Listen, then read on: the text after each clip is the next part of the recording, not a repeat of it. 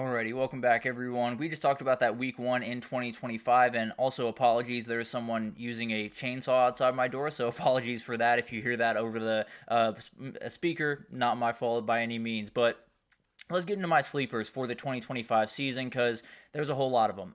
I think you look at next year, and especially in the SEC, it was a very hard group to put together because there's not a lot of teams that are going under the radar, especially in the SEC, especially in the Big Ten, where you can't really find those teams that are not being talked about right about now. But I have a couple of teams that I'm watching very, very closely as we head into 2025, and some teams that I think could possibly challenge for a CFP spot at some point next year, and will be interesting to watch all these teams unfold. But let's start with Oklahoma. Let's start in the SEC, and we'll start with the Sooners because they brought in the guy. They brought in a guy that will absolutely be on my top 10 quarterback list tomorrow, where John Mateer is going to be a huge player going into next year for Oklahoma. He should elevate that offense just a little bit. They also brought in Ben Arbuckle from Washington State, and it should be an offense that gets better. Now, the big-time question that you still have with this offense is the wide receiver group and the O-line group. Are they good enough to get wins? Now, I think Deion Burks is going to be a great player as long as he can stay healthy.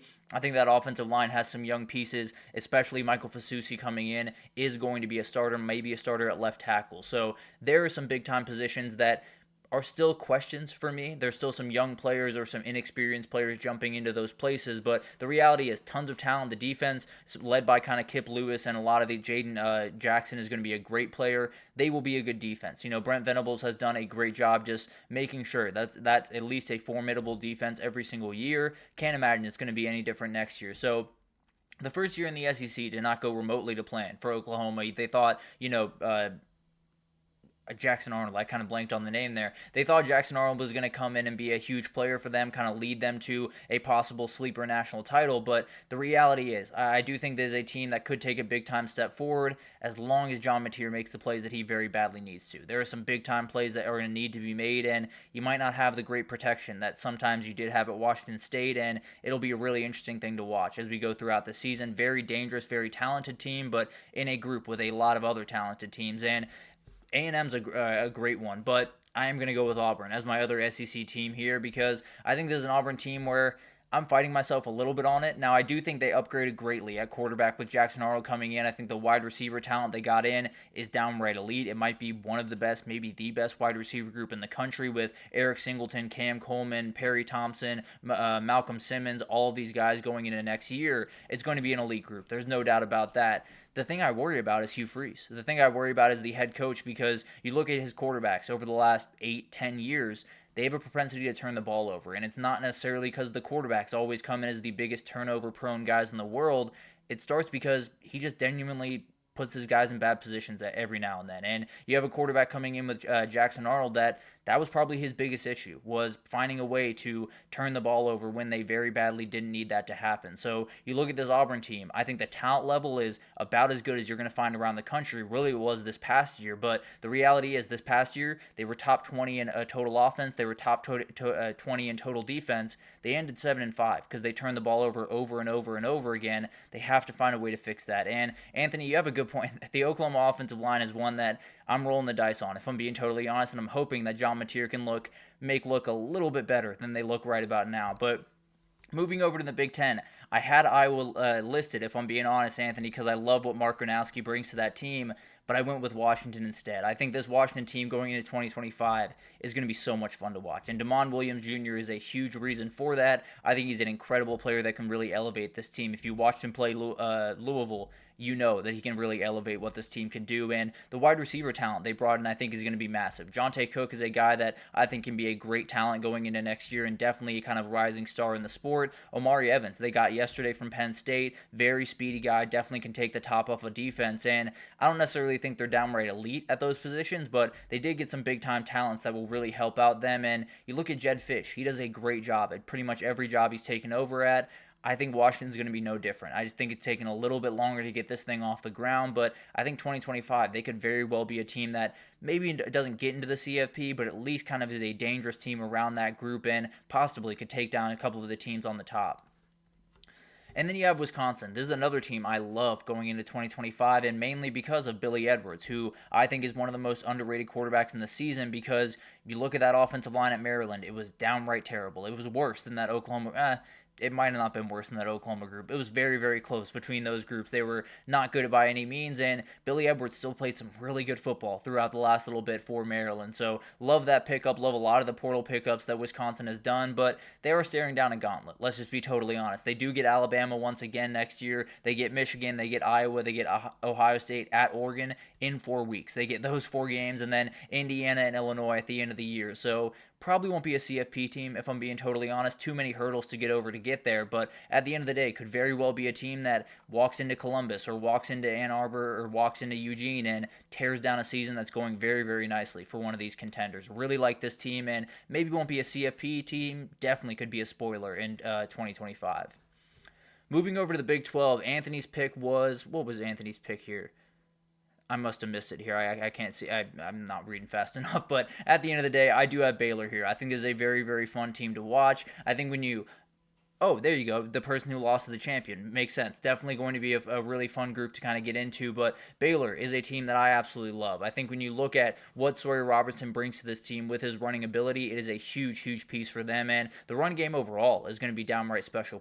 Bryson Washington is a downright rising star in this game. Dawson Pendergast gives them a huge elevation of their game and definitely gives them a little bit more ability to kind of play around with things. On the offensive side of the ball, a huge player that definitely gives them a little bit of an edge. So definitely a huge piece, and this team is going to be, they're going to run the ball very, very effectively. The offensive line might be one of the best in the entire country going into next year.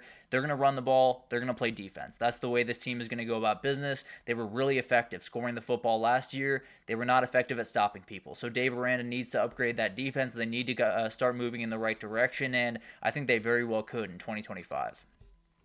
And then I got TCU here. This is one I kind of fought myself on, if I'm being totally honest. But I do think there's going to be a moment where Sonny Dykes is just too good of a head coach to miss out multiple years in a row. I think he's a guy that he got to the national title. It wasn't just by accident. It wasn't just by, the stars fully aligning. He did some great head coaching throughout that year, and I just have to imagine it's going to come back at some point. They are losing players on both sides of the ball. That will be huge, and they will have to find guys in the portal in spring. But at the end of the day, a redshirt junior at quarterback in Josh Hoover, I think they're going to be okay on that side of the ball. It's not a perfect team by any means. They will be fighting uphill early in the season, but they get that win at North Carolina. I think it could be a kickstart to a season that could be really special for TCU. For Wisconsin, I don't think they have anyone coming up to Camp Randall from the South like Alabama did this year. I don't think they do. I can't necessarily say they do or not, but I didn't see anything on their schedule that really stood out to me, so I don't think they have anyone huge at the very least coming up there. Maybe they have someone that's a little bit lower on the totem pole, but overall, yeah, I think there is an argument to be made that he might just not have the talent there at Baylor that he very much needs to run that defense, and that's definitely something to think about as we go into next year. I do think that talent is getting that marginally better, and when you talk about the Big 12, it's just a couple of things that need to go right for things to flip very, very quickly. Over in the ACC, this might not be a sleeper at this point. There's a lot of different people talking about this team when you go into 2025 because Haynes King is coming back to Atlanta, a huge, huge thing for this team, and Malik Rutherford getting back is huge. Eric Rivers coming over from FIU is massive.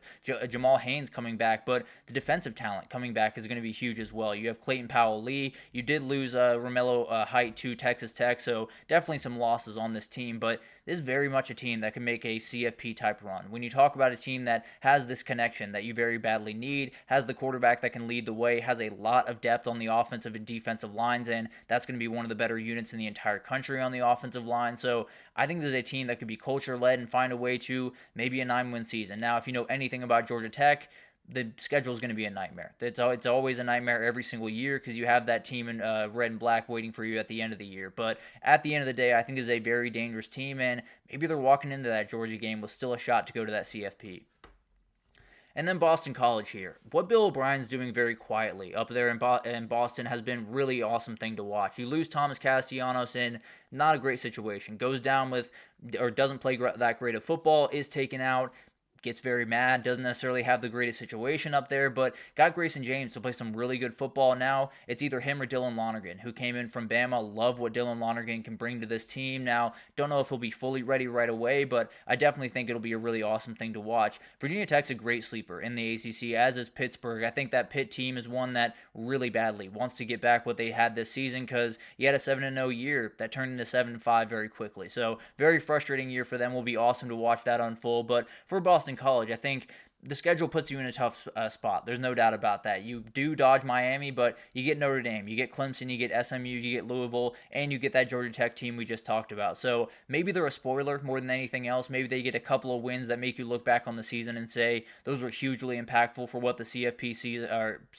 what the CFP field was at the end of the year. But overall, I think those teams are going to be really interesting to watch. Maybe not all of them will make it to the CFP. In fact, not all of them will make it to the CFP. I can say that very confidently, but I do think they're going to add a lot to this season. And I do think there's a couple of games in there where maybe Georgia Tech beats Georgia. Maybe Georgia Tech, tops Notre Dame or someone like that. And you're looking back on the season and saying, if they didn't get those couple of wins, then both those teams are in the field, and it totally changes what this season is. So going to be awesome to watch those teams develop throughout spring, and we'll talk about a couple of teams you're going to want to watch throughout spring on tomorrow's show. But let's go to our last break here, and when we come back, let's get to the 2024 season superlatives. I'll get to my game of the year, my group of the year, my surprise of the year, disappointment of the year, and everything in between right after this, so stick with us.